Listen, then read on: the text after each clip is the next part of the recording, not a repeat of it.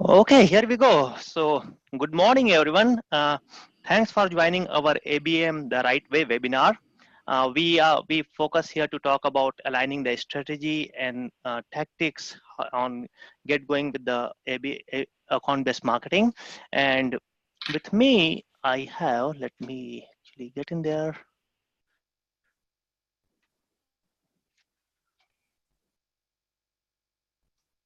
Okay, so here is your webinar team. I have Greg with me.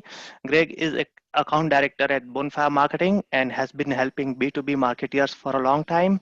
And Manu Kaushik is founder at Improvise, and he has tremendous record of executing marketing operations. He has been a marketing operation leader for more than a decade.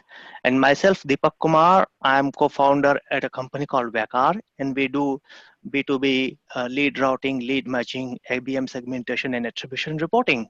So just a couple of housekeeping items so that everyone knows we are recording this webinar, and this webinar will be available on our website, and I will share the link with you in an email for future reference.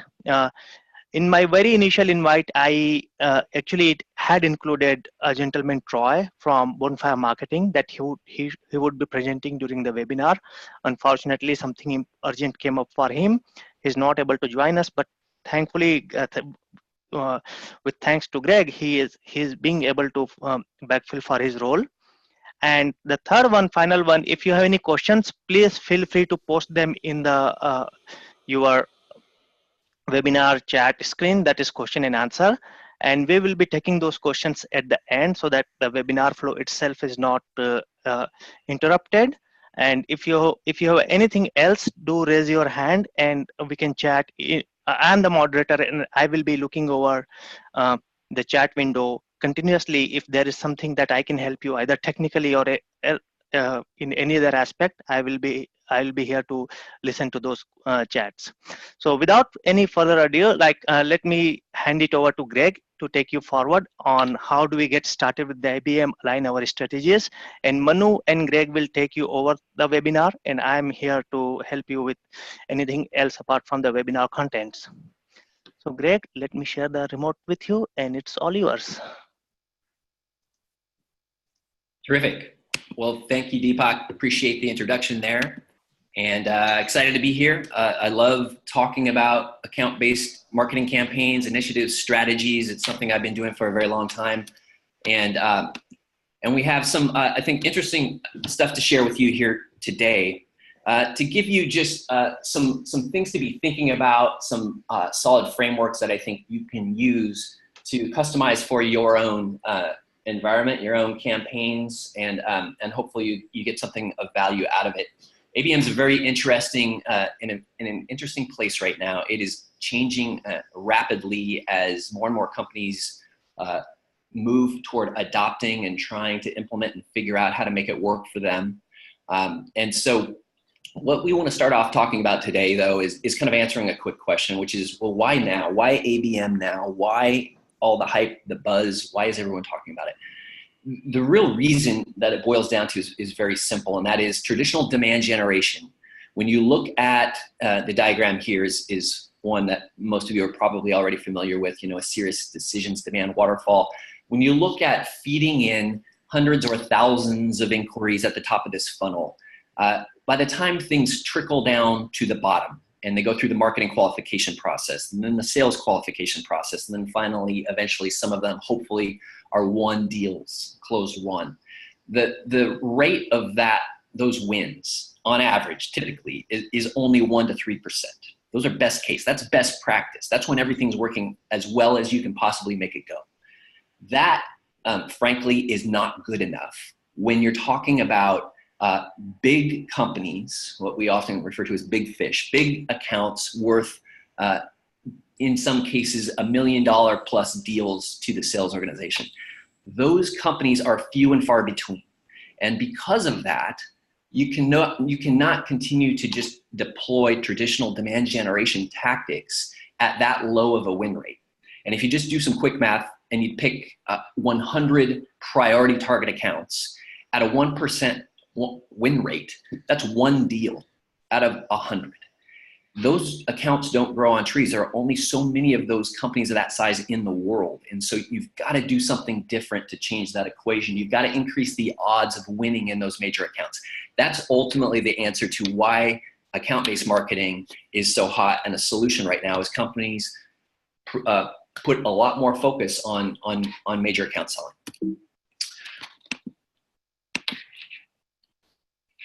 So before we go any further, it's really helpful for us just to get a feel for just where everyone's at in this process. So Deepak, if you don't mind, he's going to bring up a poll here, and it's very quick. If everyone could just take a moment to answer kind of how your ABM journey is going.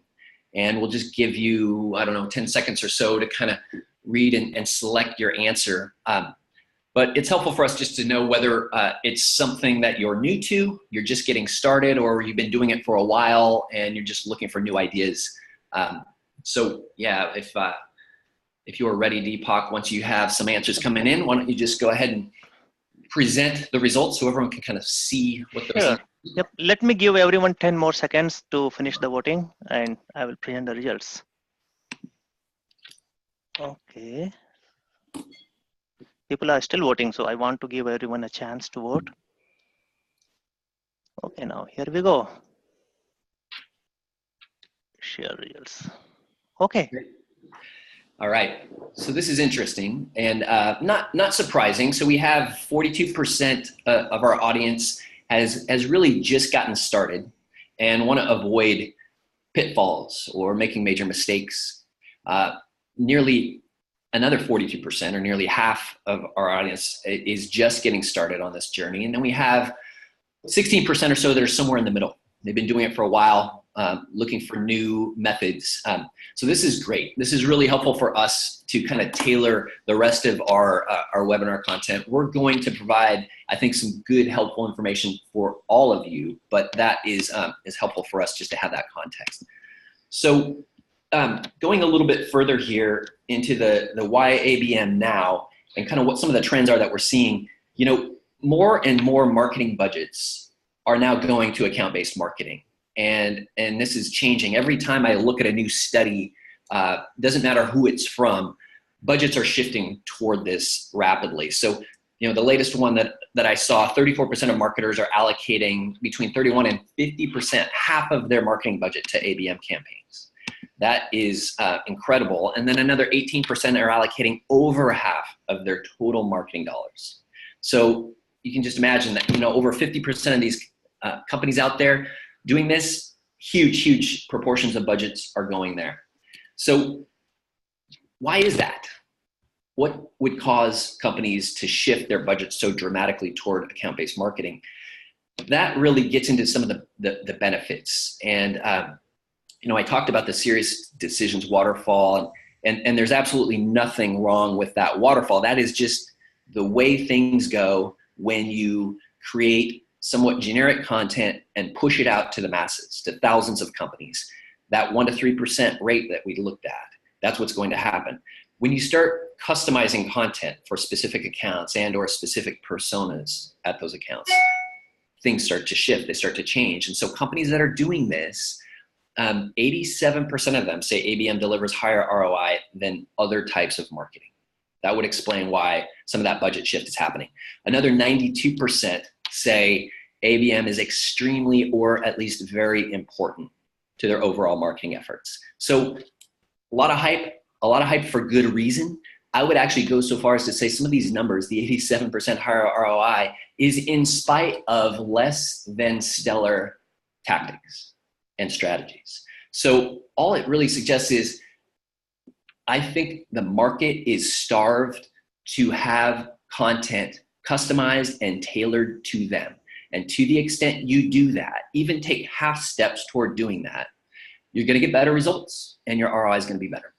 And so we're going to talk a little bit about what that means to customize or personalize content here in a moment, and give you some things to think about in that regard. So when we get to just a very high level framework for thinking about an ABM strategy, you know, for the 42% of you who haven't really started yet or have just gotten going, you know, you've maybe heard a little bit about this, but I like to look at it like this because it just makes it very, very simple. There are 3 areas you really need to focus on and pay attention to. And that's not all that scary when you think about it. 3, that's a small number. I can handle that. Each of these things that we'll talk about can go into great, great detail and become quite complex. But just for the purpose of our conversation today, let's keep it simple. So target accounts, and Manu is going to be coming up and talking in more depth about this. So I won't go into a lot of detail with target account strategies, but if you think about it, it's really a simple tiering model. So the ABC tiers here in this pyramid, it's basically a visual way to represent that your highest priority target companies. These are the big fish I was talking about earlier. These companies that are assigned to usually major account or named account sales reps, where a sales rep, an individual sales rep might have maybe 3, 5, 8, 10, usually max, of these big companies on their target account list that they're assigned to cover.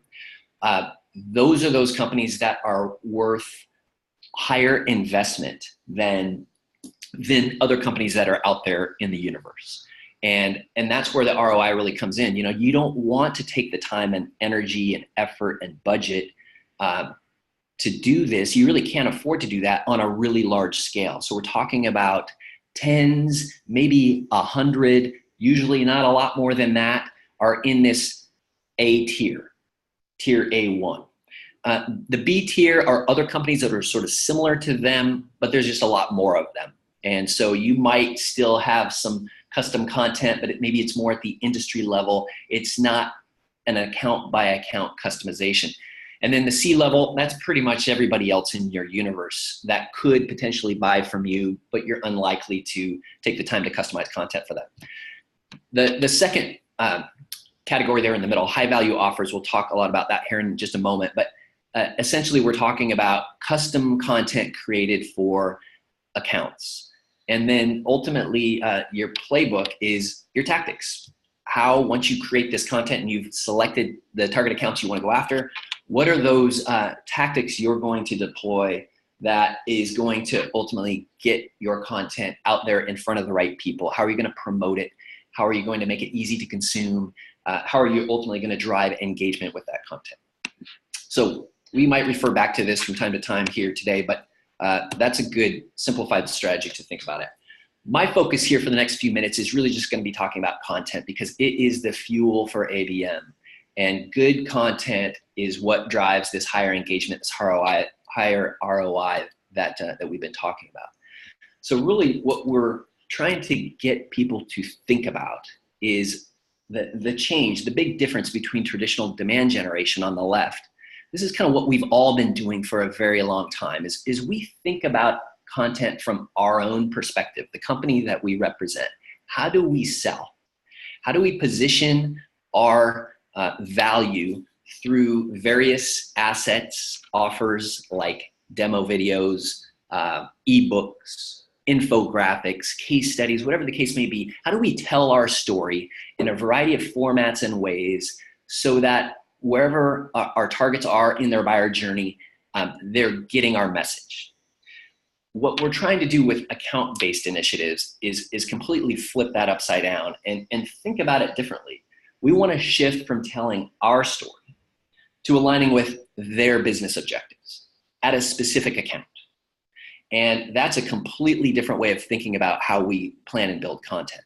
Now, that's not to say that we cannot repurpose or leverage content that we've already created for a mass scale and customize it for a specific account. We absolutely can. And in fact, that's a best practice for account-based marketing.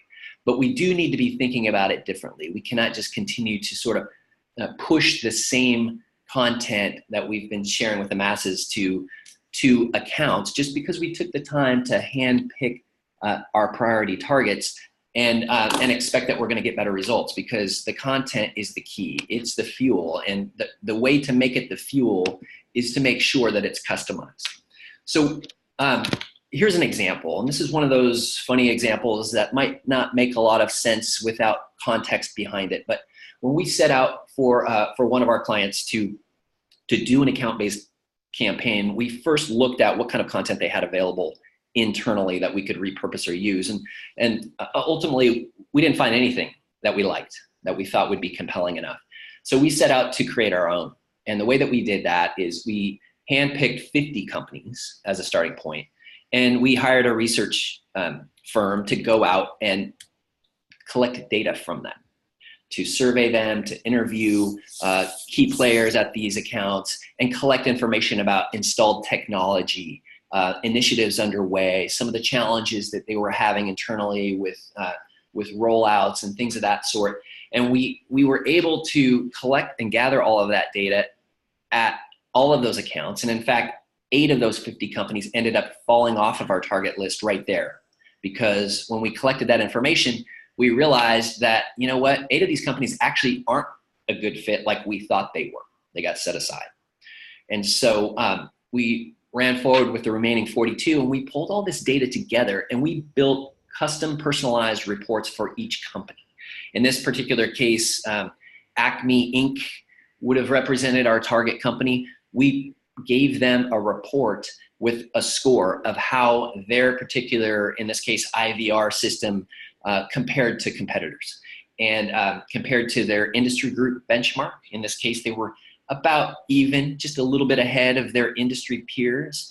But we also gave them a comparison of the highest ranked company that was included in the study. And this is just a snippet of what was a much more in-depth report. Our campaign asked them if they'd like to get their results. We did this study. We evaluated your company compared to your peers, your competitors, and would you like to see the data? And that drove 29% appointment rate from 42 companies. So basically 12 companies. This isn't just engaged or clicked on a link in an email or asked for us to send them the report. These are people who said, I'd like to see this. I'm willing to meet with your sales rep in this case and have them walk me through it. So appointments for sales team. That was our objective with the campaign. And this is when we talk about personalized or customized content, it's hard to get a lot more personalized than an asset that is specific, in this case, a report to the company with data collected from them compared to their peers. So had a lot of value. It was highly, highly successful. Now, here is, I think, a handy framework for thinking about how personalized do you need to get with this stuff? Because this can sound like a lot of work. The bottom line is it is a lot of work. And so if you were attending this webinar hoping to find a quick, easy fix and something that would work without having to put a lot of effort and time into it, I'm sorry. I'm sorry to break the news. It like anything else in this world, takes work. The quote that I love to hear, when you hear about, to use a basketball example in the NBA, the Golden State Warriors, they work harder than any team. In fact, they play more games than any team because they make the finals, it seems like, every year. So their work is harder than anyone else's. But what they'll say is winning cures all. And when you're winning with account-based marketing, it takes the sting out of all the effort and time that you've put into it. But there's no question that creating custom content for an account is extra effort. It is extra work. But there are smart ways that you can leverage existing content and customize it without necessarily starting from scratch over and over every time. This framework right here, on the left-hand side of the spectrum, is what I would call the highest level of customization. So think for a moment at the account and individual level. If you were targeting Amazon and you needed to engage Jeff Bezos, the CEO, the founder of Amazon, first of all, good luck with that.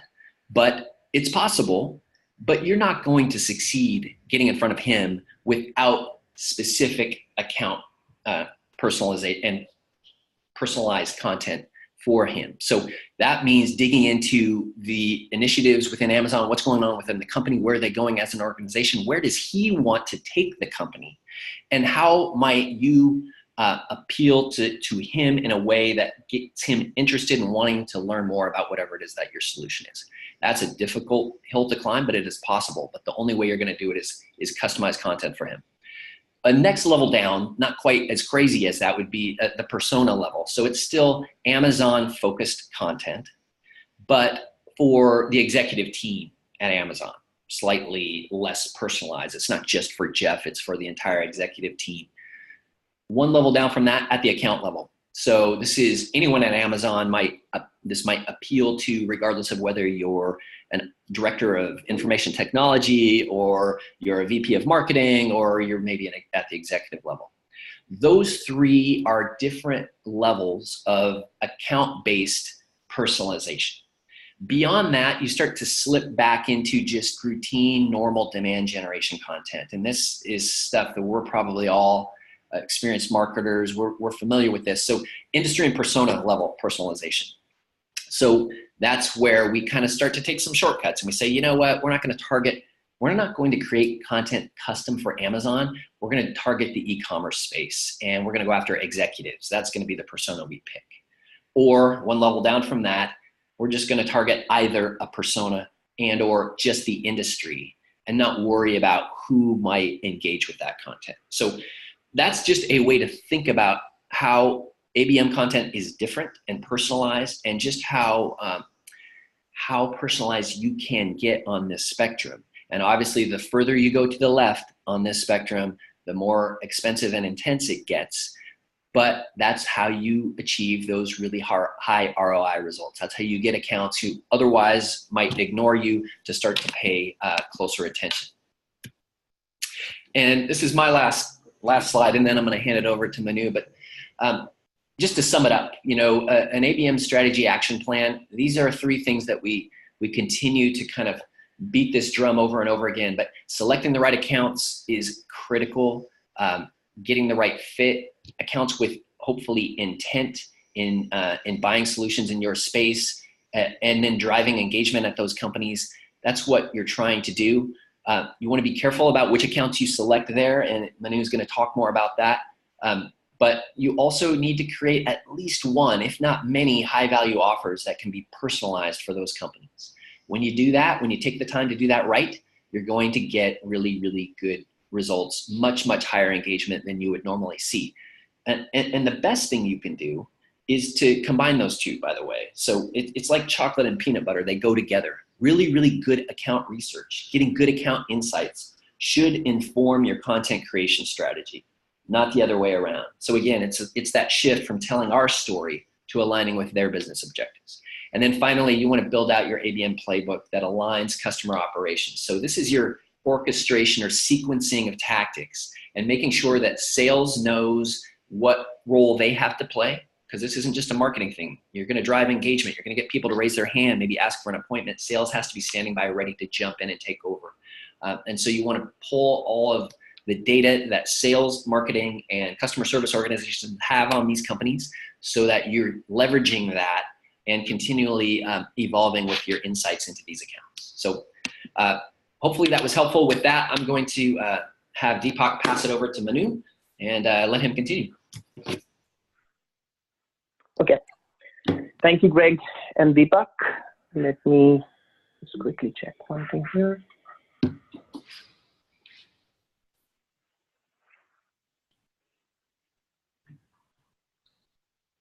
Okay. So this is Manu, and I'm extremely passionate about marketing operations. To begin with, I have a polling question here. What is your biggest ABM execution pain point? So Deepak, if you can have the polling question in front, and we'll give everyone a chance to select their biggest pain point.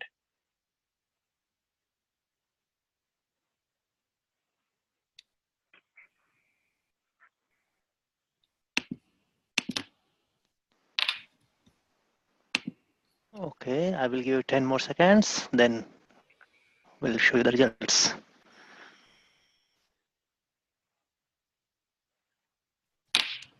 Okay, here we go.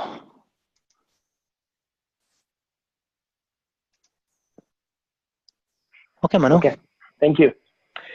So this is definitely not surprising at all. Let me just go through these answers really quickly, because I've compiled them based on the experience that I have with working with various companies that are in different stages of the ABM process. So the first one here is we have too many ideas but don't know where or how to start. there is a lot of content on ABM these days. There are a lot of ideas. A lot of companies are explaining how ABM needs to be done. But with all of that content, it becomes overwhelming at times, and companies struggle to understand where and how to start their ABM journey. The second aspect is when you don't have data and systems aligned with the execution requirements from ABM standpoint. And I've seen a lot of companies who want to do ABM, but they don't have the right infrastructure to get started with ABM. And they know that if they don't start with good fundamentals, they won't be that successful. And then the third thing that I've seen with companies is they want to do ABM, but they don't have a lot of bandwidth or internal resources to execute properly. And then the fourth one here, which has received the maximum awards, we do not have marketing and sales alignment on the ABM framework. Absolutely. And I think this is the most critical thing. If you don't have alignment between marketing and sales on target accounts and how you would execute on ABM, it's not going to work at all. So it requires a lot of effort to get all the stakeholders involved in the process and explain what ABM needs, because it's a complete shift in the mindset. Companies and sales and marketing teams are used to the traditional way of doing demand gen, and ABM requires a different kind of mechanism, different way of looking into metrics, different way of combining marketing and sales. So a lot of time needs to be spent on it and see how best you can get marketing and sales on board with the ABM framework, and how best you can get them aligned on strategy, execution process, metrics, and reporting. So I wanted to focus on the key differences between the traditional demand gen and then the ABM process. So let me just quickly see how I can advance the slide. Yeah.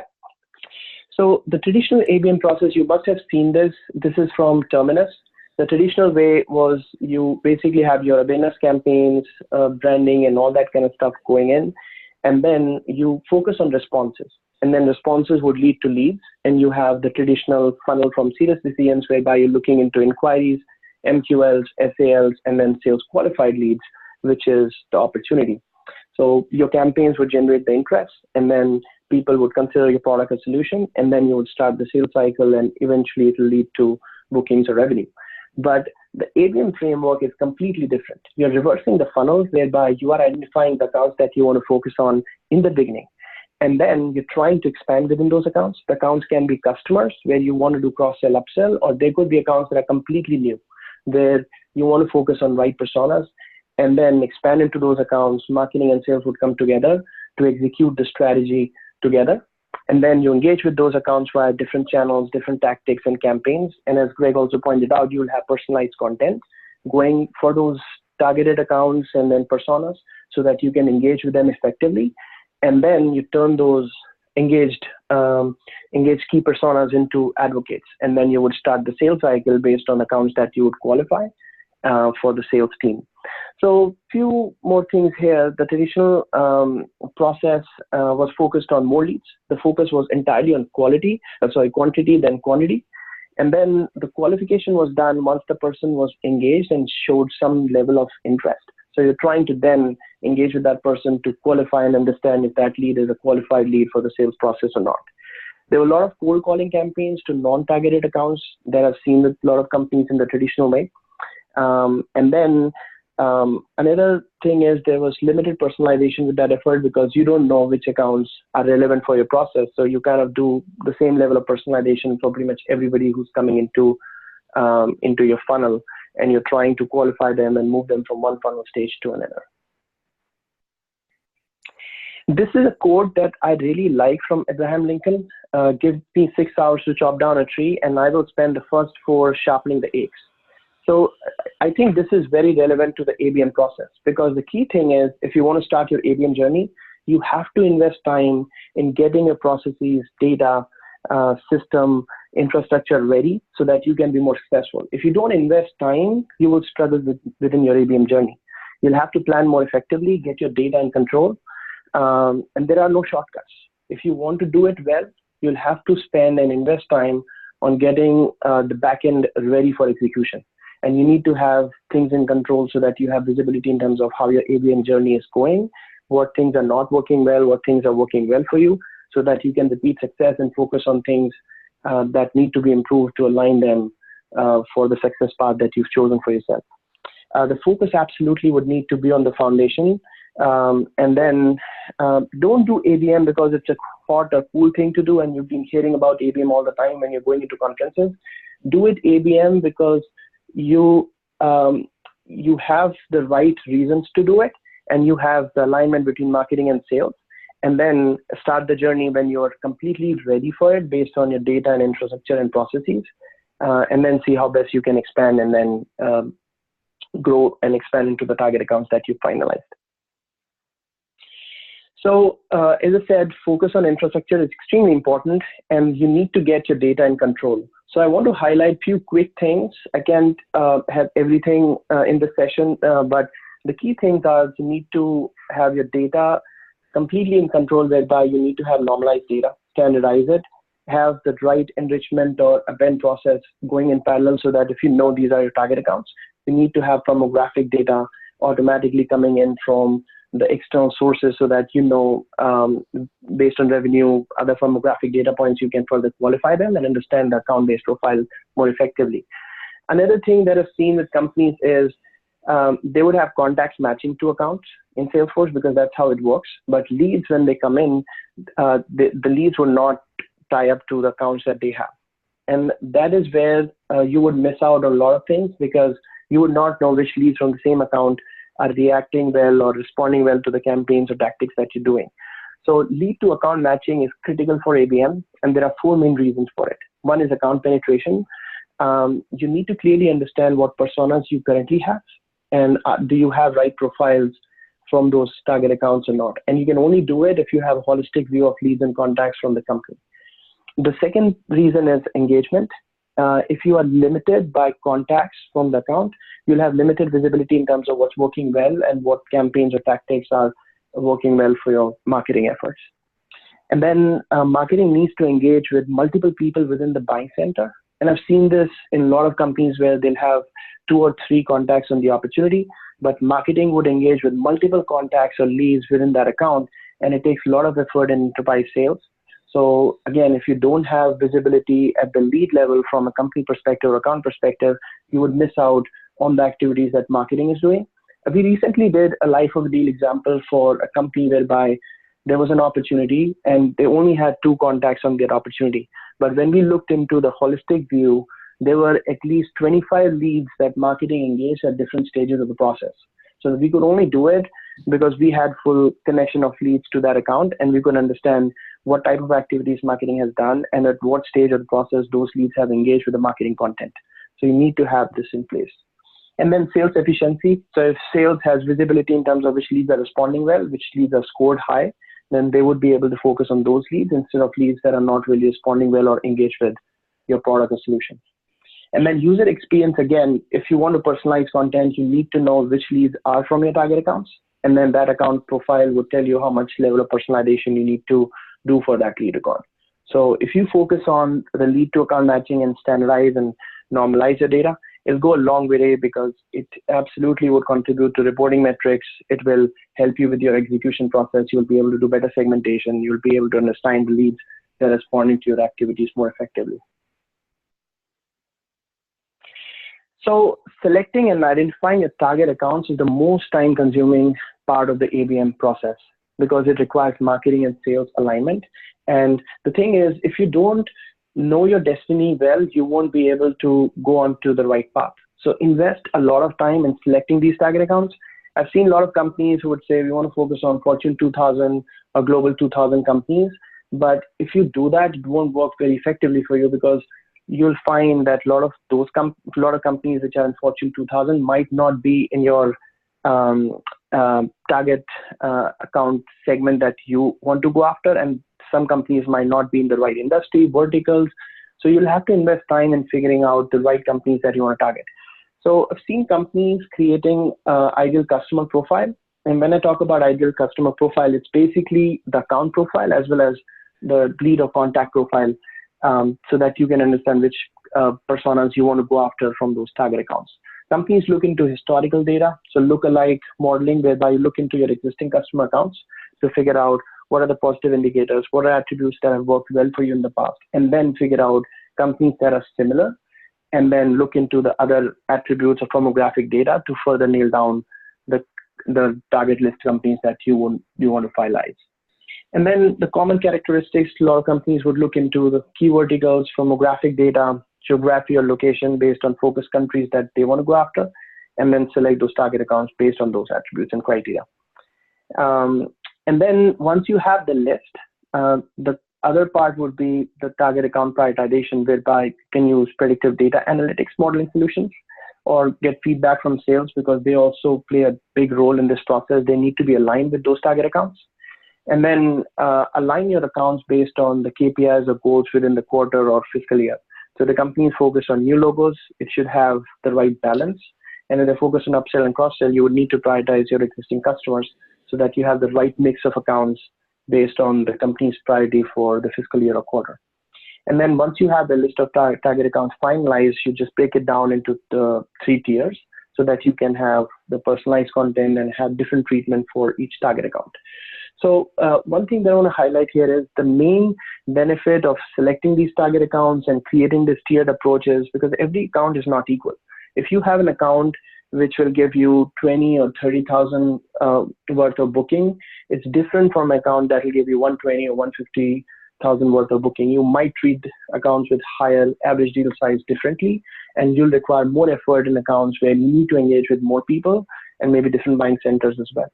So the tiered approach or prioritization process would help you in focusing on accounts that will give you the highest value when it comes to bookings and revenue. And once you have your target accounts prioritized, the next step would be to create your database profile. So you need to understand your existing database and understand if you have the right and key contacts from your target accounts or not. If not, then you will have to tap into external sources so that you can pull the relevant and right contacts from them, and then set up an ABM platform and process so that you can engage with those accounts and then understand which leads or contacts are working well for you, and then you can set up the further engagement process with them. So I've listed some logos and companies that can help you in this process. So for example, Discover.org, Everstring, those kind of platforms would help you in creating the ideal customer profile. They have a lot of firmographic and company data. And then you can use the predictive solutions like 6Sense, Infer, all these companies to figure out which accounts are showing more propensity to buy.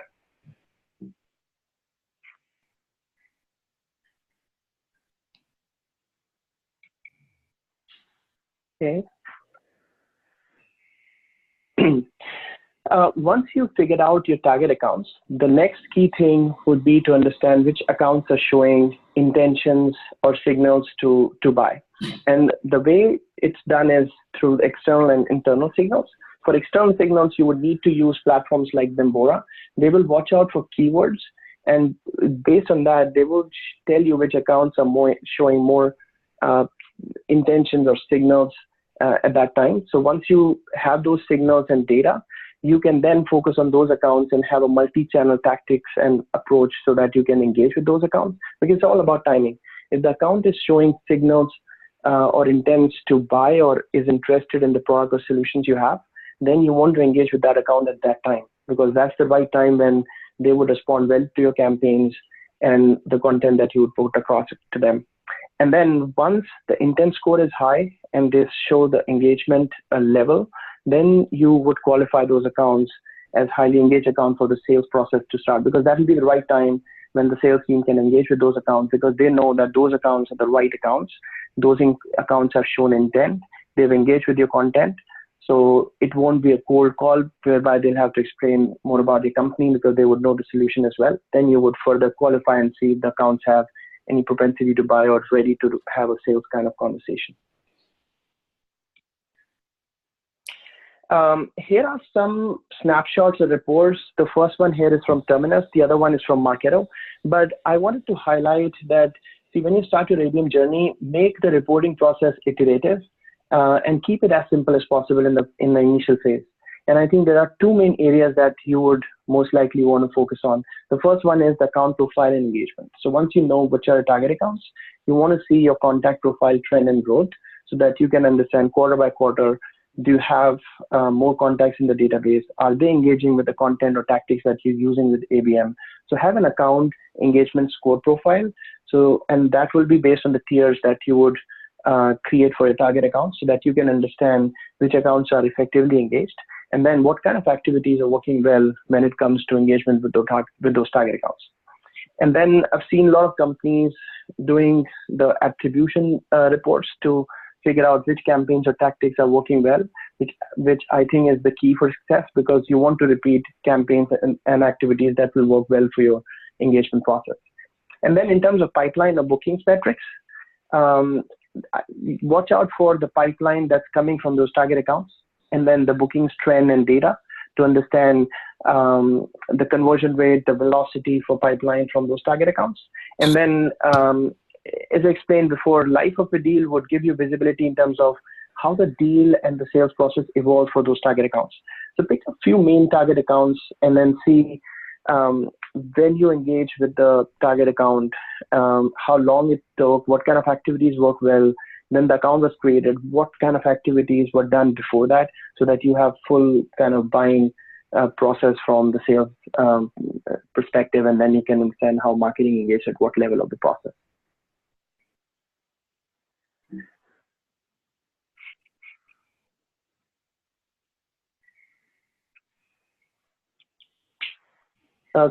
Some quick do's and don'ts based on the experience that I have working with companies that have started with ABM or that are in their ABM journey. So establish alignment between marketing and sales. This is what we've seen in the poll as well. So marketing and sales absolutely needs to be aligned, and they need to work as a team. And then get your data in control. Prepare yourself for the ABM journey, because the more prepared you are, the more successful you'll be. Start small and then expand. Don't try to do everything together and have a big list of target accounts. If you have focused and limited number of target accounts, you will be able to do a lot more. And then once you see success, then you can expand and then add more target accounts to the list that you want to focus on. And then track accounts, not leads, because it's a completely different mindset. It's a different framework altogether. Focus on quality, not quantity. Because with target account or ABM approach, you would see how you can qualify those accounts and engage with them. So it's more about quality of engagement, quality of pipeline that you would create from those target accounts, and not just the quantity. And then don't compete within the organization. I've seen a lot of companies where they'll have separate goals for marketing and sales. Instead, compete with your competitors. So it's a team effort. Marketing and sales would work as a team, and then they would try to be engaged with those target accounts as effectively as possible. And then don't have separate ABM dashboard for marketing and sales. Marketing and sales would be responsible for different areas of that dashboard, but have just one dashboard for ABM so that you can track all the metrics together. And then marketing and sales can speak the same language when it comes to metrics, reports, and data. And then don't overcomplicate the process. Keep it as simple as possible so that you can iterate and then grow and expand based on the data inputs and learnings that you will see in your ABM journey. And then don't assume your audience knows about you and your solution. You have to be in front of those companies, and I said, at the right times. If those accounts are showing intentions, you need to be engaged with those accounts. You need to educate them and have relevant and personalized content in front of them so that the chances of engagement are higher.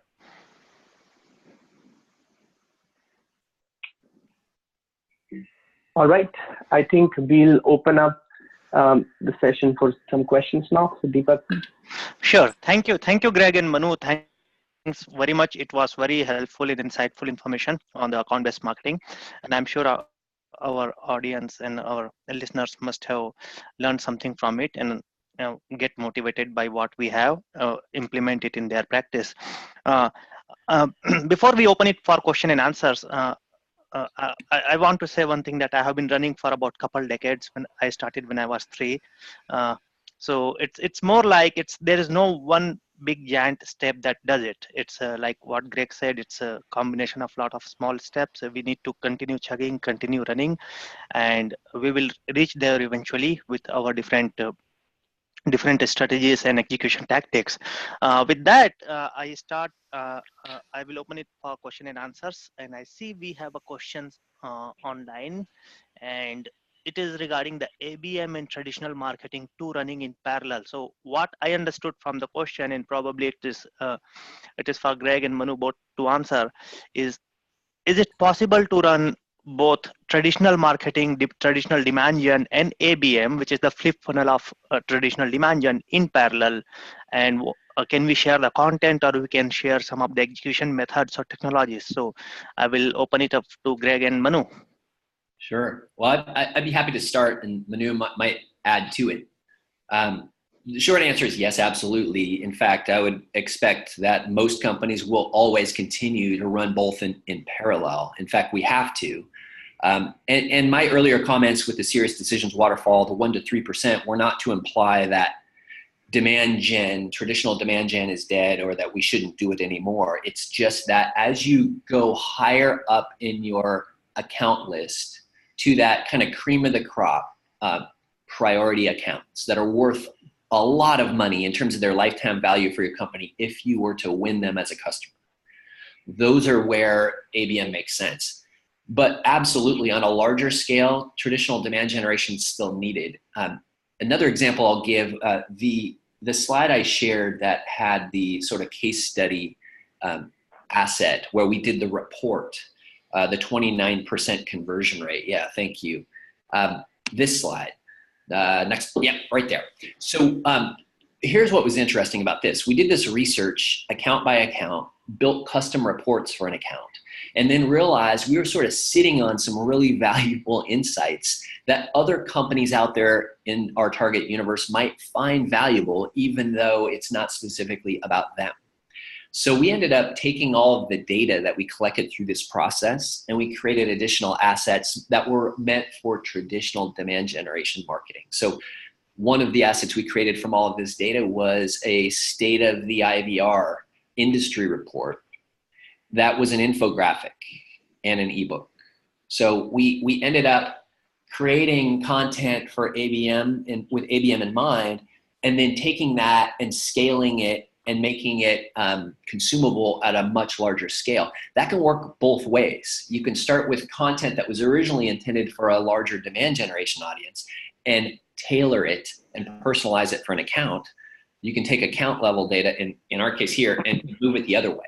So that's kind of my response to that question is yes, absolutely. You'd continue to run both in parallel, and they can, when everything's working well, can actually benefit one another. Yeah, and see, companies will not stop doing traditional demand gen just because they're starting their ABM process. And ABM just brings a dedicated focus on the accounts that you want to target. And it just brings marketing and sales together for that process. And another thing that I want to highlight here is that ABM is a new term, but a lot of companies were doing it even 7, 8, or 10 years back. But there was no automation. There wasn't enough data and insights. So now there are a lot of platforms that can help you in automating your processes. Because the key question would be, if you want to do traditional demand gen and ABM in parallel, that companies don't have a lot of resources and bandwidth to do it, and it requires a lot of effort and time and investment. But this is the reason why these automated platforms exist now, because you have automated signals coming from platforms like Bambora, you have Terminus, Engagio, those kind of platforms that can automate the execution process for you, whereby you can execute your targeted programs, campaigns, ad programs, and then you have your reports and dashboards whereby you can understand which accounts you're engaged with. And a lot of the content that you would use for traditional demand gen process can be used for ABM. You just have to tweak it and customize it and align it with the tiered account approach that you'll take. So you absolutely would have to do both of them. And the more you automate, the better it would be. Select the right tools, have the right kind of backend structure and process so that you're more successful in executing both these strategies in parallel. Sure. Yep. Thank you, Manu and Greg. So, Greg, I have a content follow-up questions with me. Which is like, what are some of the most effective asset formats for ABM? Maybe that goes hand in hand with the previous question. Yeah, no, that's a good question too. We get that a lot. People want to know what works best, what's most effective. When you're doing ABM, is it ebooks? Is it a custom report? Is it a white paper? Or is it an infographic? And how I always respond to that is, it doesn't matter. The format is not what we should be getting so concerned about.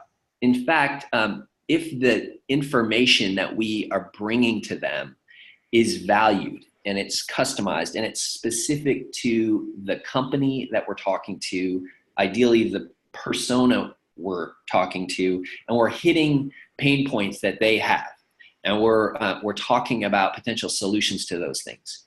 If we're hitting the nail on the head like that, our asset could be written on the back of a napkin and still be deemed valuable. When we promoted this particular report, it was just promoted in text emails sent on behalf of sales reps to make it look like a particular sales rep took the time to send a personalized email telling them that we had this report on their company and asking them if they'd like to see their results. We didn't actually show them anything initially, so they didn't even know what to expect, and we still got a 29% appointment rate before anyone received anything at all other than an email. And so I would say the format of your offers, your assets, is definitely a distant second to the content that they contain. Okay, great. Okay, it's content in the king. Okay, it goes back to the same thing. Okay, great. Let me see. I have one more question on the chat. So, Manu, probably this is for you. You must have gotten this 1,000 times because it is basic execution question. It says that how are leads matched with an account? It is email based, or how is that done best? Yeah. So yeah, I've received this question a lot of times in the past. See, domain-based matching is the straightforward and the most easier option, and companies can probably do it on their own as well.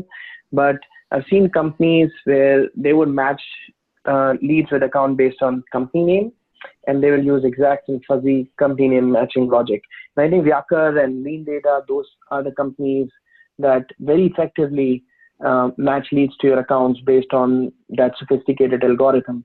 And I would absolutely suggest those kind of platforms because one, you would not have to rely on domain. A lot of times there are variations in domains. The other thing is if somebody comes in from a public domain but still has the right company, you would be able to match that lead against that account. And it's a more effective and more reliable way of matching your leads to the account. Okay, great. Okay, here is one more on the chat. So I don't know whom to direct to this question, probably Greg or Manu, whoever can answer. It says, does ABM work well for new or existing accounts? So is it, essentially it says that, is it a new customer acquisition or the cross-sell and upsell? Where does it fit best? Yeah, I love that question. Short answer is both, absolutely. The nice thing about a cross-sell upsell situation is you likely or should have a lot more insights and data on those accounts. And hopefully that's the case. And that's one of the reasons why I talked earlier about making sure you're plugged into insights from the customer service organization as well as from sales, because oftentimes once they're an existing customer, the customer service channel is where the primary contacts take place. And so knowing what their experience has been with your products, as well as understanding kind of where they're headed as a company and what else might be a good fit for them, you can mine that data to really get great insights into the reasons why a cross-sell or upsell should be recommended in the first place. And once you know that, well, then it's just a matter of creating content to help them understand that story. And so short answer, yes, they apply to both. And a cross-sell upsell situation tends to be even more effective for that reason. Okay. Yeah, absolutely. Both. And I just want to add a few things to it. So I'm working with a company that has created 3 levels of existing customers, and they want to focus on those customers so that, for example, in the second segment, they want to promote those customers in the first segment because they aren't getting enough revenue from them. So they want to target upsell, cross-sell. They've created those playbooks and they have selected those accounts as part of their ABM process. And then they've also done a very interesting thing whereby they looked into the accounts for which they already have an opportunity for the fiscal year.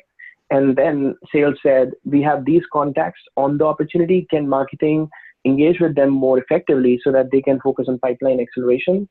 So they are using a combination. The first one is the existing customers, because majority of their business comes from existing customers. They have certain new logos or new target accounts as well.